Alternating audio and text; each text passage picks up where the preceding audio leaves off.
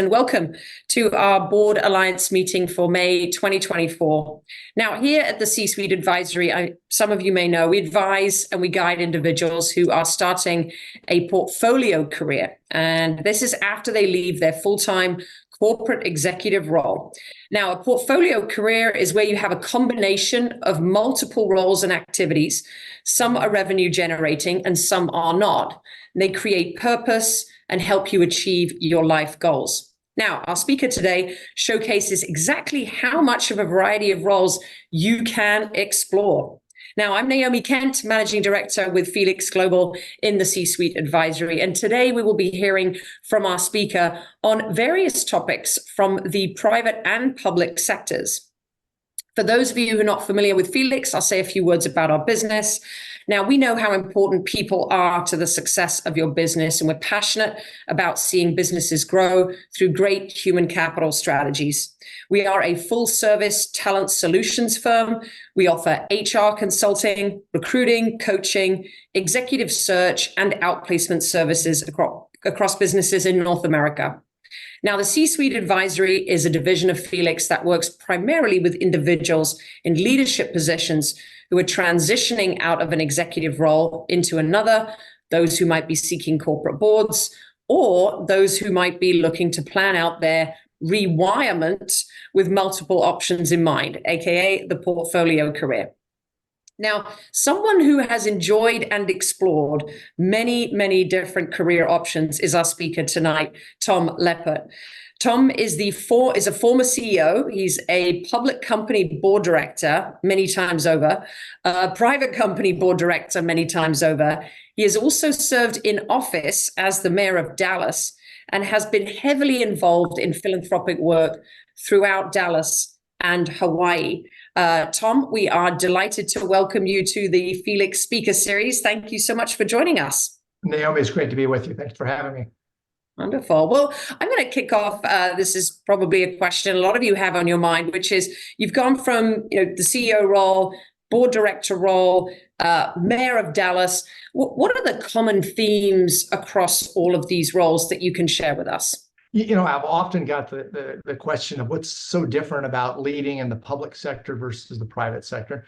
And while there are clearly some differences, on the private side, I never got evaluated on the 6 o'clock news every evening. Fundamentally, they're still the same.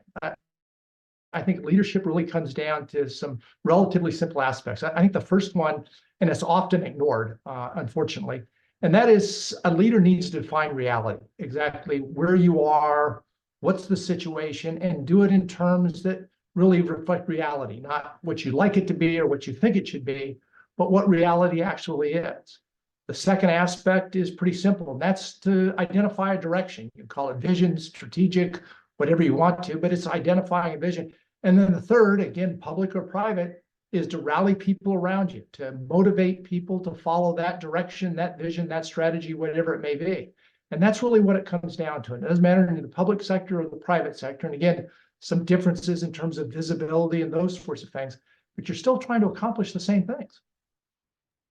So when you were thinking about running for mayor, what motivated you or inspired you to do that? Was there any specific situation or thing that happened to you?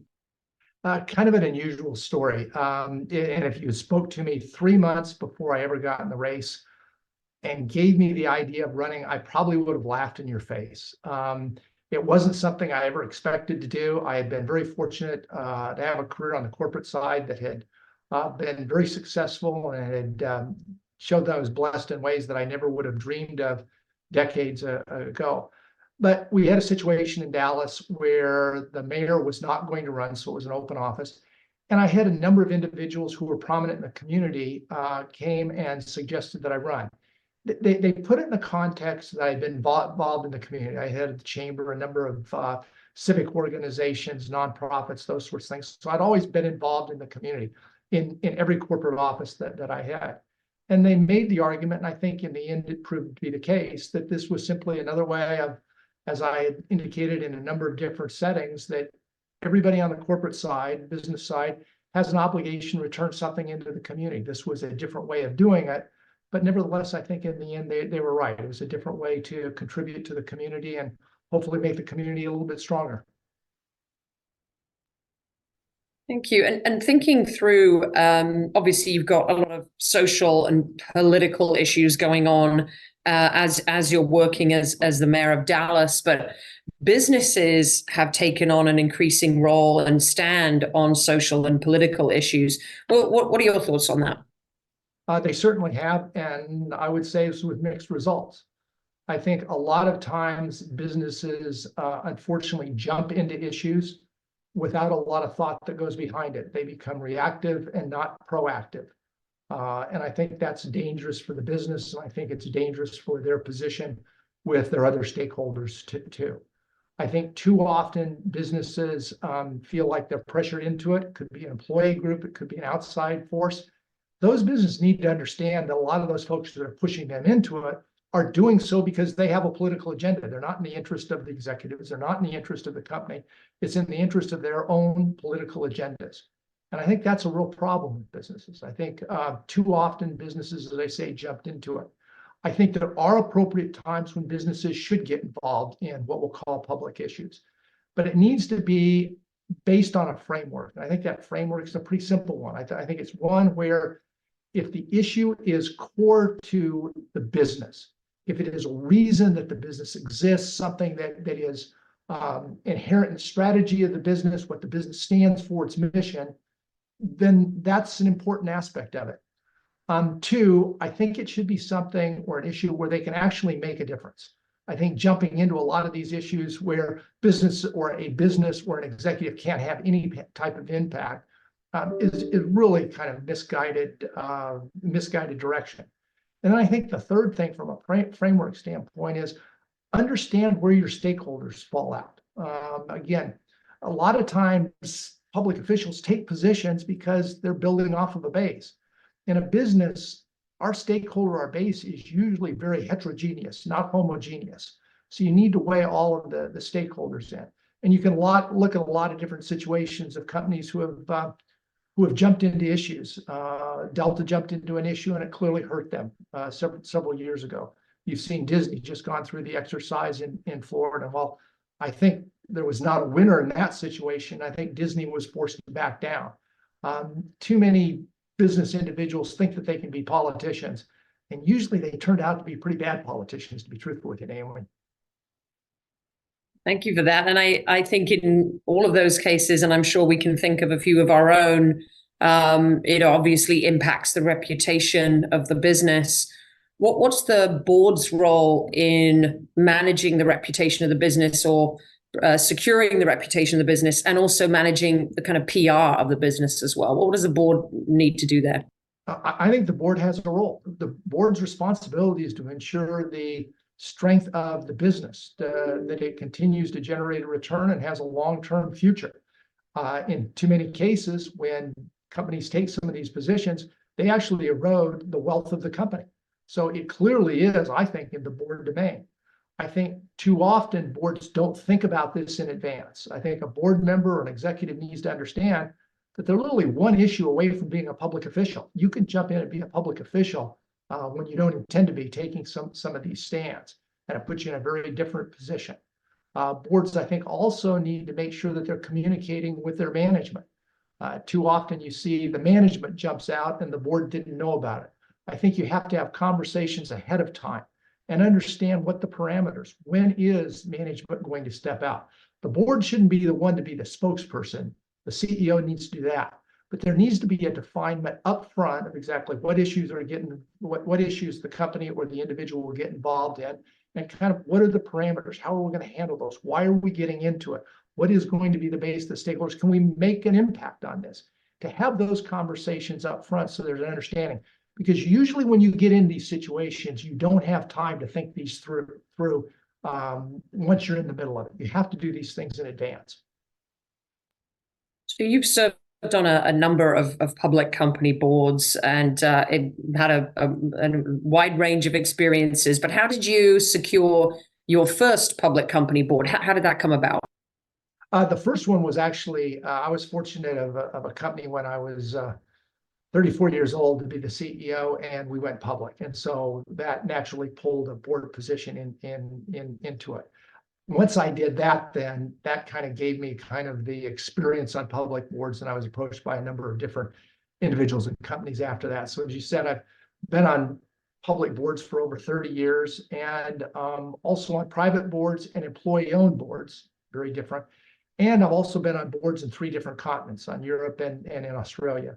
And needless to say, those are very different circumstances and different situations and different governance models for that standpoint. Can you describe some of those differences from the different ownership structure and also from the country as well? Sure, I'll give an example. So I think public boards, we can all say. I'm also chairman of the board of one of the largest totally 100% employee-owned companies in the nation, a company by the name of Austin Industries, a national player in the construction market, very prominent in healthcare, very prominent in a market that's taking off now, which is technology manufacturing, semiconductors, that, as well as aviation too. It is a company by virtue of being an ESOP employee-owned, where you don't have a lot of the legal aspects of a public company. But as I tell board members as we bring them in, I think their fiduciary responsibility is even larger than it is at a public company. Because a public company, you figure your largest owner is probably 1% to 2%. And that's a fund that probably is diversified over hundreds, if not thousands, of different holdings. In our case, it's a much smaller number, and the concentration of holdings by any individual, that could be their interest in that company, could be their pension and their children's college education. So the fiduciary responsibilities in a situation like that, although you don't have all the legal ramifications to it, I think the fiduciary, the moral obligations are even greater. Well, and I know that when you serve on boards, you told me earlier that, you know, culture, professional values, these are all important. And actually, when we speak to our clients about joining boards, we always talk about alignment of values. So tell us about your experience with sort of transforming cultures and trying to identify those values. Yeah, I think, and as a little bit of background, I've led large companies in 5 different industries, from the largest building company in the nation to an education company of 22,000, CEO of banks, et cetera. And while that seems like a wide range of elements, I think the reason that I've been successful in that is understanding the cultures of those, understanding really what drives the company. And it's not the balance sheet and it's not the income statement. It's kind of what people stand for. For instance, on that building company, it was understanding very early on that it was the young people who were involved in very large projects all over the world. When they got involved in it and they built something, they saw their signature on it. It was a sense of pride of the project and what was going to happen inside of it, not just the building, but what was going to happen to people because of that building. If you're involved in an education company, it's an understanding of how you can change somebody's life with education. And I'm a great believer in that. And that's the reason I got involved in that. So it's really understanding kind of the culture. What is really the mission? What makes a company really work? And each one company is different. But I think it's important for board members as they come in, a lot of cases not having been affiliated with the company, to understand what the culture, what makes that company, what's special about that company to the people that are involved in it.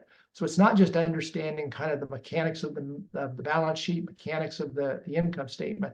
It's really understanding the people, the culture, what the values are, what's important to those individuals, and what's going to motivate them, what's going to impact that group of people going forward.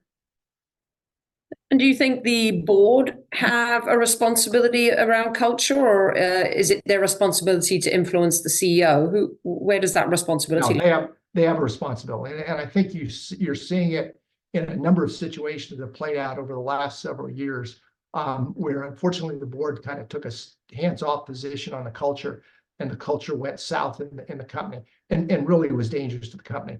I'll give you an example that's in front of us right now with Boeing. Boeing didn't understand. Company clearly shifted from a strong engineering company, one that took enormous pride in not only their manufacturing expertise, but their manufacturing leadership from a national standpoint, kind of the leading manufacturing company in the United States, largest exporter. And unfortunately, that culture was lost. It was pushed off the financial side. And then a lot of decisions that were made that have really caused enormous problems, and problems not only for the board, for management, for the company, but actually for our nation too. And do you enjoy, I mean, there's a big difference between serving on a public company board and a private company board. What do you enjoy about each of those? Well, what's the difference? I enjoy both, but for different reasons. The public company usually tends to be larger companies, so you have more diverse strategic issues. I especially enjoy the strategic issues, and usually those are multiple because you've got several different divisions, units, those sorts of things. You do have the constraints, and unfortunately, it's become very difficult in today's regulatory environment with all the legal constraints, reporting constraints, those sorts of things.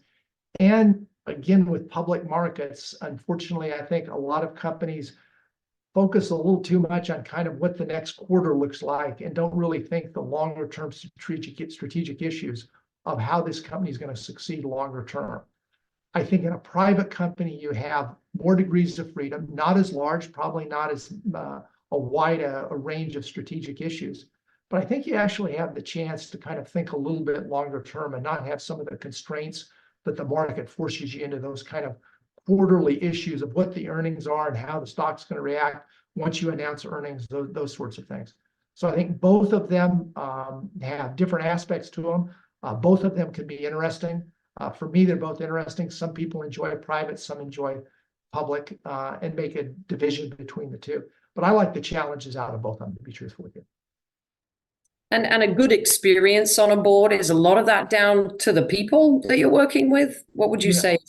Naomi, I think a lot of life is the people that you work with. I've kind of told myself that the things that I do now are only going to be with people that I enjoy being around, that I share their values, their principles.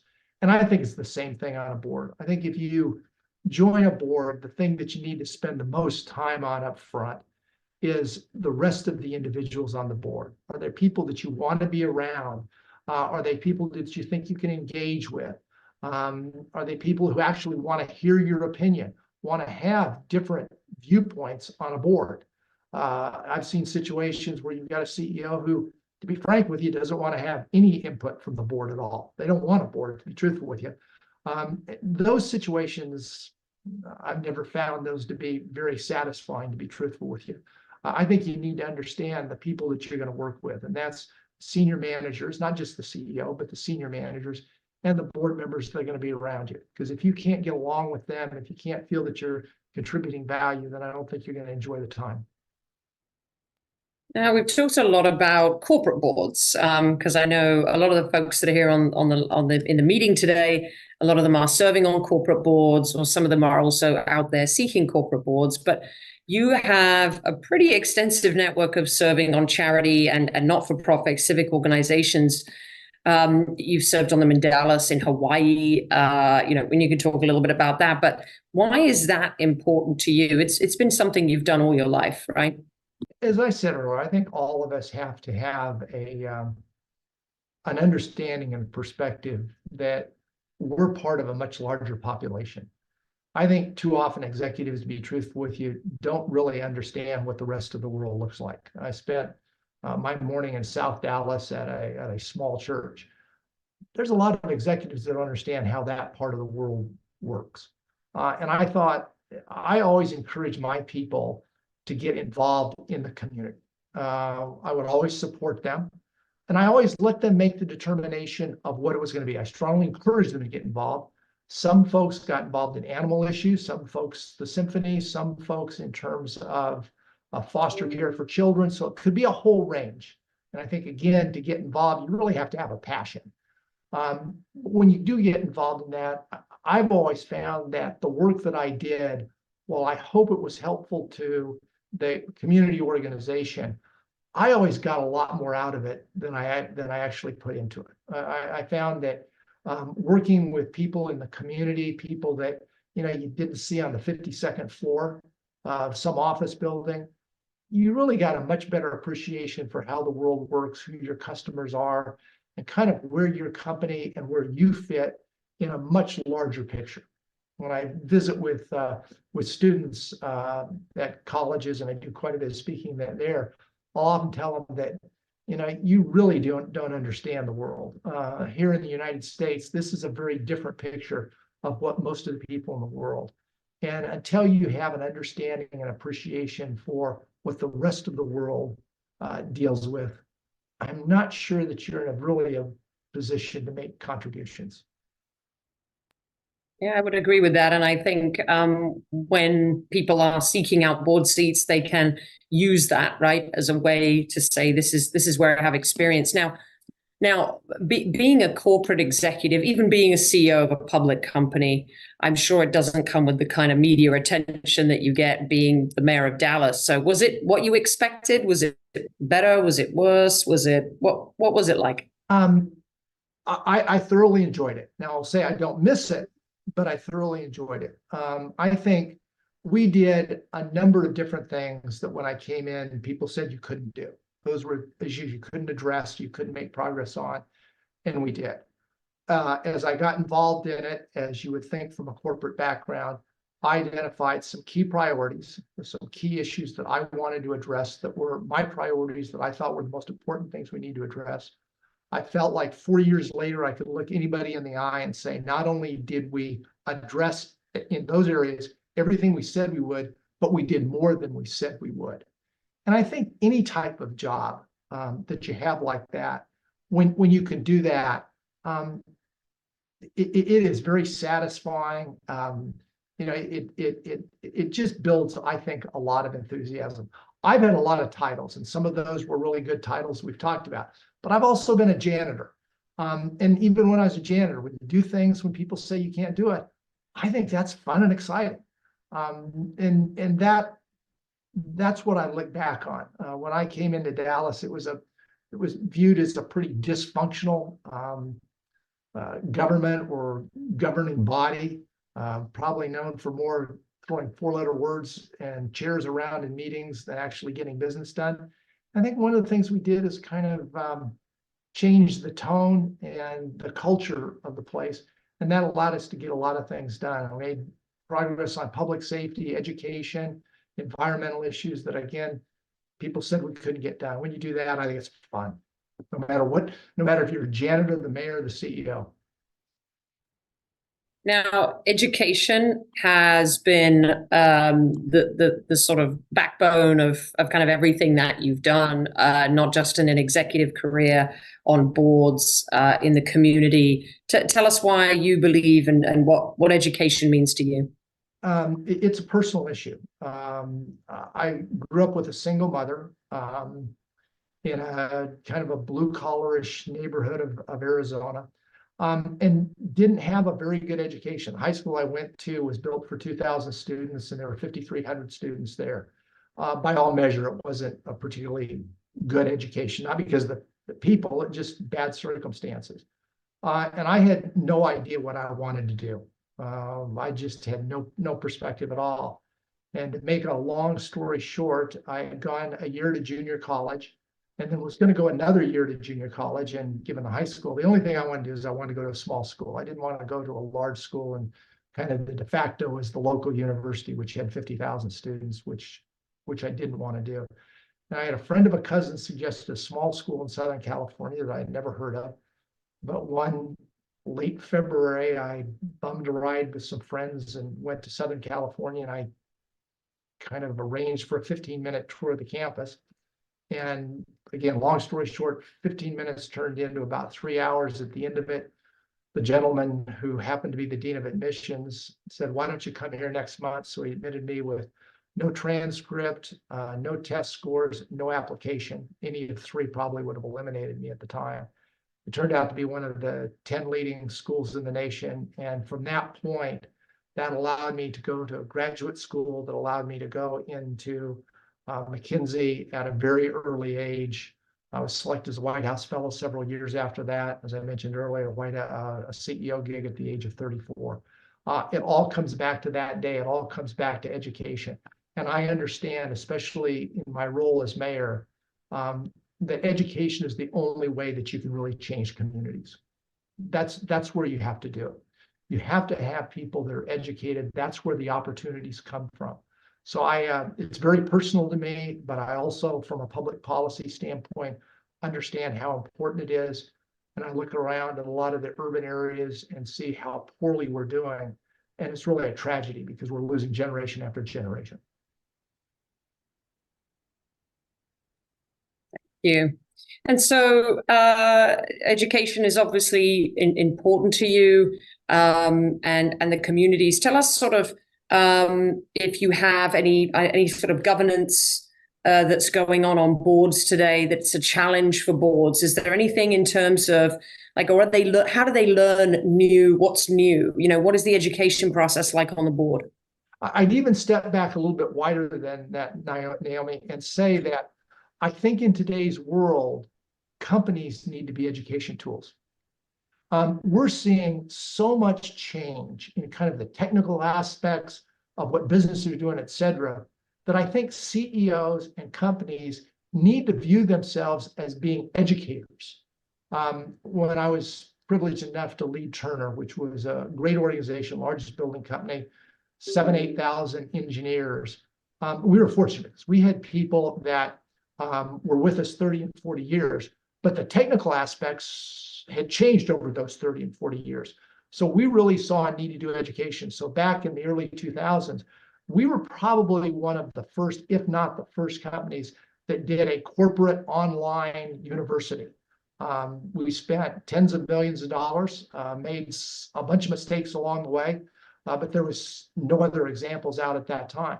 But we did it largely because we felt that to be competitive and to improve our competitive position, it was important for us to continue to educate our people in the latest elements of the business. We used it to introduce policy, all those sorts of things. So education, I think, is absolutely critical for CEOs and companies. You know, years and years ago, you may not have thought that you were an educator, but I think a CEO today has got to be in the position of being an educator and make sure that they're bringing people along with them. It's tough to change hearts, but you've got to change heads in today's world. Wonderful. Okay, and we have some questions coming into the chat too, which is great. 1 second, let me just grab them. Okay, so someone has said, what is the first step you would recommend for people who are looking for board positions? How do you determine credibility at the board level? I think the first thing and the best thing is to leverage off of your network. It's people you know, people that you've seen. I think too often people don't really mine their network as well as they could. I found that the best opportunities I've ever had on boards have come from past associations with people, past networks, past job positions that I've had, those sorts of things. I think that's actually the best way to not only find opportunities, but ensure that the opportunities fit the sort of things that you're interested on. So my first advice, if somebody is looking at a corporate board, is always to mine their network. I think it's important with the search firms to put your resumes into search firms and those sorts of things. But the reality of the search firms are working for the clients. If it fits, terrific. But your network is, I think, the best option that you've got. Wonderful. Thank you for that. And someone also asked about liabilities on boards, especially corporate boards. What does that look like? It is always an issue, but I think in a lot of cases it's overstated. You want to ask good, intelligent questions going in on what the directors and officers coverage is. You want to understand if there's any outstanding lawsuits, any type of liabilities that may be sitting there, those sorts of things. That's kind of the due diligence that you should do. But in nearly all the cases, there's clearly exceptions, but nearly all the cases, the way in the United States that we have the law written, unless you're in a case of gross negligence, you're pretty much insulated from it. As long as you're making good, thoughtful decisions as a board member, you're in that situation. And that's even more so on community or nonprofit boards. So ask good questions up front, but don't let that be an obstacle to you. One of the things I've done is I've gone into a number of different board situations where I've come in after a problem, where I've been involved in SEC, DOJ investigations, those sorts of things. So I think I have a good perspective on those sorts of things. And I found in all of those cases that as long as the board was attempting to do the right thing, that they do not have a liability position associated with them. Tell us about the transition from mayor to CEO. How did that affect your family? Somebody has asked about that sort of personal side of it. For the family, it was somewhat different from the CEO to the mayor, because again, as a CEO of even large companies, you're rarely in the press. As mayor, I was on the 6 o'clock news probably 3 or 4 times a week on 4 different networks. So as a result, people know the position, they recognize you publicly when you're out with your family, those sorts of things. I was fortunate I had a wife who was very much engaged in the community. She had actually worked at the White House in a previous life, so she understood that world. My kids were old enough; they were getting out of high school, moving on to college, so it wasn't as much of an issue as perhaps it could have been with younger children. But again, you have security details and those sorts of things that are very different, and so there's a different change. But in the end, I thoroughly enjoyed it. I always enjoyed the conversation, just going to the grocery store and getting in conversation, the checkout line over everything from public safety to sanitation. And then someone has asked, in your roles on your first few sort of corporate boards, what sort of value did you feel you were bringing right early stage? Obviously today you have a lot of experience, but what did you bring in terms of board level discussions and decision making? What was your side of it? I hope what any board member brings is perspective, a perspective that's different. So if you come from public environment into a board situation, you can give views of how various issues, various actions could be taken to external constituencies. If you come out of a financial background, then you can focus on financial issues. So if you come into a board, you're bringing a perspective. There's a reason that you're there, and you've had experiences that are going to be valuable. I think one of the important things about a board is to have a variety of different experiences and perspectives on that. I always found when I was a CEO that if I had everybody in a room that was agreeing on an issue, a big issue, that was usually a problem. I would even step back from large issues where I thought that everybody was in the same vein, and actually appoint someone to make the counter argument, just so that you got that on the table. I'm not sure that we ever changed a decision, but I know there are times because of that we changed the way that we would implement a decision. So I think when you come onto a board, there's a reason they're here, and you bring different perspectives, and that's what you want to do. I would also say when you join a board, and a lot of people are not going to like this, but being on the audit committee is a terrific advantage. That's where you get the best indication. It's mundane work. It can be very difficult. Sitting through 3-hour audit committee meetings, I'd be the first to admit, is not a lot of fun. But if you're a new board member, being on an audit committee, you really get a sense of seeing a lot of the underlying issues in a company. And again, while it may not be your definition of fun, it is a great way to get indoctrinated to the company. And then someone has also asked, how do you stay in your lane, right? Noses in, fingers out. How do you not get involved in the operations? You've been a CEO, you've run a city, right? So how do you maintain that separation there? I think that's always a challenge. I continue to remind my board members that we deal in policy questions. We're there to advise. The 2 biggest things that we need to do are make sure, 1, we've got a good CEO, and 2 is that the strategy of the company is in place. If we get both of those right, most of the other issues are going to fall in line. Not all, but most of the issues are going to fall in line. And I think that's the real key, is to make sure that you're continually looking down the road. Do I have the right people, and is the company in the right markets, doing the right things. So someone has asked, is governor next for you? Well, we're gonna find out later what's next. But just a quick, is that on the cards? What are you thinking? I thoroughly enjoyed my time as mayor in the public side.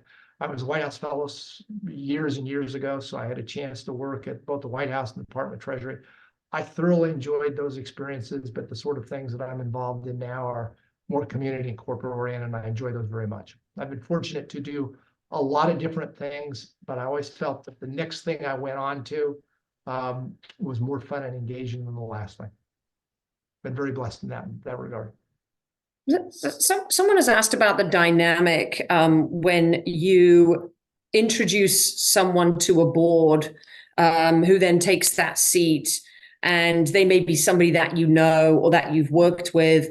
Does that create a different dynamic on a board? Is that sort of like, does that make them non-independent because they may have friends on the board? How does that work? It can. I think there's less of an issue if it's board to board than if it's CEO to board member. I think that's where the real danger comes in. If the CEO is selecting the board members, that really can be an issue, because then there is a sense of loss of independence. Too often you'll see board members that feel that they owe something to the CEO, and that's a real problem. There needs to be a distinction between the CEO and the board needs to make hard and difficult decisions. I've been on companies where previously they have gotten in trouble, and one of the reasons they got in trouble is they listened to the CEO too much, to be frank with you. I think it's important for board members to, again, have faith in the CEO, be a cheerleader at the appropriate times, but to have a lot of different, they shouldn't simply be listening to the CEO. They ought to be talking to other members of management. They ought to be talking to other people within the organization, especially understanding if the culture's changed. They ought to know enough to be able to look at external looks at the company, analyst reports, reports in the public domain, internet, media, those sorts of things. And when they get a chance, depending on the product, to be able to talk to some of the customers that are using the product too. I think too often board members kind of can find their time to just what they get in the board package and in a board meeting. And if they're doing that, they're really not doing service to the company. They ought to be finding a lot of other sources of information. Someone has asked about separating the CEO and the chairman role. Do you think that that's a good thing? Is that coming? I do. And my view of that has changed over the years. At one point, I thought it could be one and the same. I think the complexity of governance organizations today really tips it. And again, not for every single organization. I think you need to look at it on an individual basis. But talking on a generalization, I think it actually helps ensure that you've got good oversight. I think it provides kind of another layer of somebody that's closer, that can look from the outside, but looks inside. I just think that they are quickly becoming two different roles. I mentioned earlier I worked on companies in Europe. That is just a given, that the chairman and the CEO are very different positions. That they've dealt with this question a long time ago and come out to the point that it's a different position. And largely because of my time over there, I now am in favor, in most cases, not all, but in most cases, that the chairman and CEO should be different positions. Excellent. And then somebody's asked here, what book have you read that has had the most impact on you in your professional career? Favorite book? Again, faith is an important element to me. So I'll first say the Bible, because again, I think that gives a grounding for who I am, where I am, and what's important, where my priorities are. So I would probably put that kind of in a general piece. Other books, I am working on one now, which is a historical book, and there's a lot of leadership lessons involved in it. And it is Churchill's account of World War II. And so it is very interesting in the sense of reading not only a historical account of World War II, but looking at it from the perspective of someone who failed. So if you look in terms of World War I, who was an enormous failure and nearly completely out of the game, worked himself back into the game, and then was really one of the first, and at times the only person that stood up and said, Nazism is wrong, Hitler's wrong, etc. And we shouldn't be negotiating with those people. It's always easier to say we'll negotiate and to take a hard stand. And then to see kind of how he dealt from a leadership position and 39 to 41, when it looked very, very bleak for the British people and the Western world, and then how that evolved and how he utilized some of his influence, not only with groups, but with individuals like FDR, et cetera, to get Lend-Lease, et cetera, that really turned the war. And then I think there's just a comment from someone, his name is Scott McDaniel. He said he lives in Boston now, but his family lived in Dallas for 12 years while you were mayor. And he said all three of his children were born at Baylor during his mayorship. So Tom brought professionalism, dignity, and class to a city that was struggling with immense growth that exceeded its infrastructure at the time, while also coping with significant socio-economic, racial, and educational system differences. Ethical and candid leader, just wanted to share gratitude. So someone says thank you to you. I appreciate that. We'll have to get Scott back to Dallas soon. Absolutely. We'll have one more question. And then for everyone here, I think you all know how important it is to make connections. Everybody here is at a very senior level. We're very particular about who we recruit into this group. It is clients and guests.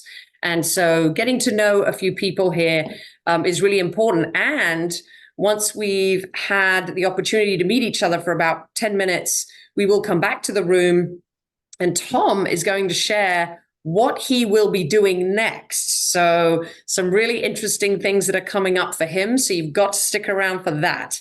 But we'll have one last question. Alexia here has asked, wearing your CEO hat, what is your advice to other CEOs who are struggling with board or chair or boards or chairs who are acting too much like a CEO, too operational? What would you do if you were the CEO? The first thing is have a candid conversation. It is something that I think in those situations needs to come out in the open. I think you need to use specific examples, and I think you need to put it in the context of largely the responsibility to the company. When they start getting involved, it is very difficult for people within the organization to understand who's in charge. If you don't have clear leadership, that's going to hurt the company long term. So I think there's an element of just good, hard logic and honesty and transparency to put it in front. I think you can also identify other board members who understand that, gain their favor, gain them on your side to start supporting those sorts of comments. But I think you deal with it, because that's like a cancer.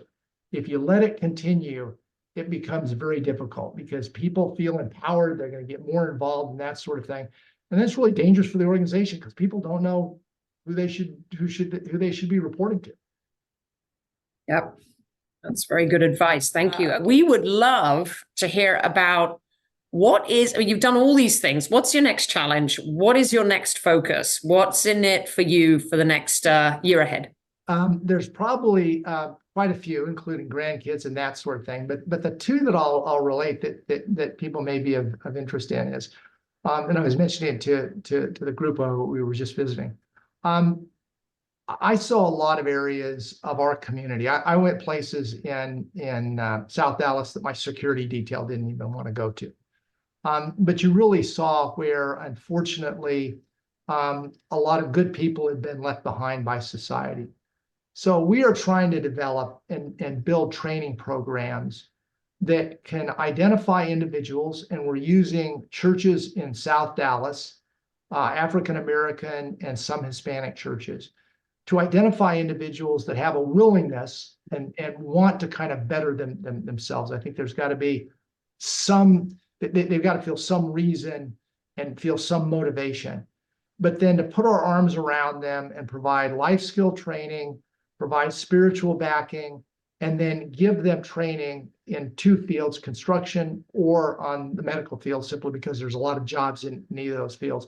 And in both of those, in the space of 8 or 12 weeks, we can give them training that will allow them to have good wages, but importantly, to be able to jump in to real careers. So in 8 to 12 weeks, by using the community college system, by using existing programs in the churches to kind of mentor them, we can get individuals and hopefully lead them into electricians, plumbers, et cetera, which are $100,000 jobs plus.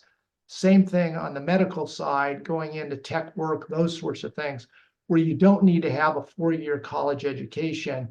But in those situations, you take people, in some cases, have been on the other side of law enforcement. They just haven't had the opportunities, and really try to find them. Our aspiration is not tens of thousands of people. We're trying to identify individuals and be able to say that, we made a difference in their life, and we put them on a track to not only have them do well, but for their families to do well, and to be in a position where they can really build a career, not just go from job to job. And the second thing, in South Dallas, there is a golf course that the city has owned for 50 years plus. And when I was the mayor, we took the zoo in Dallas and we privatized it. And when we did that, the zoo went from kind of a average zoo to one of the 10 best in the nation, largely because private ownership came in, not ownership, but private management came in. They were able to recruit new people. They were able to fundraise in different ways.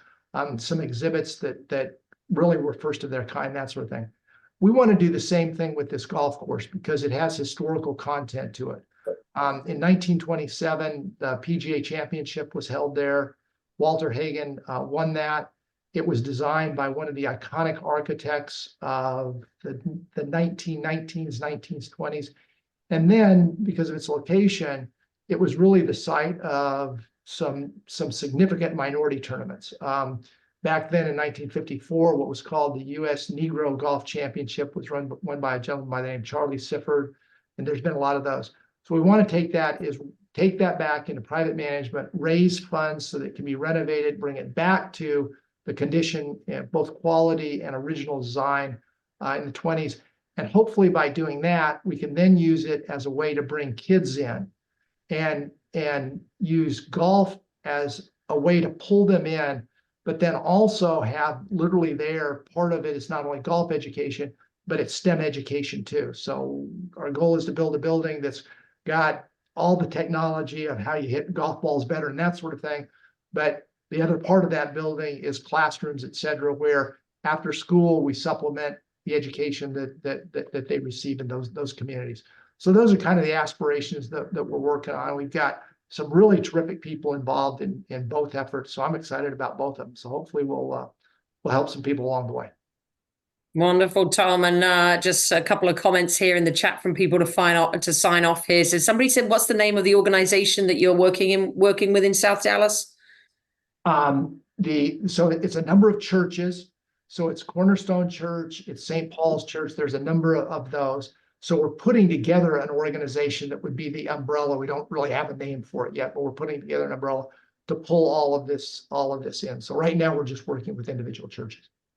Excellent. And then somebody just said that they actually grew up in South Dallas in Oak Cliff. And they said, thank you for creating those opportunities. She said, the golf course is Cedar Crest, so they'll know that very well. Good. She said, my family, my faith, my church gave me the foundations needed to live the life that she wanted to live. So she said, thank you. But on behalf of everyone here, whether you've lived in Dallas or not, we thank you, Tom, for coming in and sharing insights on leadership, insights on the board, insights on working in the community and giving back. And I think I speak for everyone here that this has been a very educational session here today. We've all learned a lot. So thank you very much for joining us. It's great being with you. I will leave you with one of the great quotes that I've ever heard. As you can tell from some of my comments, I'm a Churchill fan. He made a great comment once that you make a living by what you get, but you make a life by what you give. And I think there's a lot of truth to that. Thank you, Tom. Everyone, have a great evening. We'll see you next month. Thank you.